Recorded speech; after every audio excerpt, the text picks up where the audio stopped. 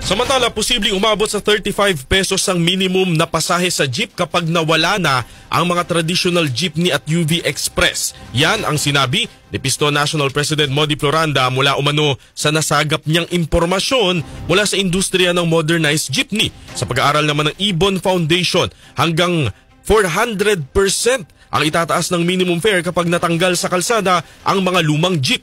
Samantala, tiniyak naman ng DOTR ang pagbibigay ng tulong sa mga operator kasunod ng babala ng Ibon Foundation. Sinabi ni DOTR USEC Timothy John Batan na may mga binago sila sa programa upang maibsan ang pasani ng mga tsuper sa pagbili ng modern jeepney. Kabilang dito ang mas pinataas na subsidy kung saan mula sa inisyal na 80,000 pesos, aabot na raw sa 200 hanggang 300,000 pesos per unit ang matatanggap na tulong ng mga operator. Bukod dito, nakikipag-ugnayan na rin daw sila sa Land Bank at sa DBP upang padaliin ang proseso ng paglo-loan. Nagkakahalaga ng 2.3 hanggang 2.8 million pesos ang kada unit ng bagong modernized jeepney.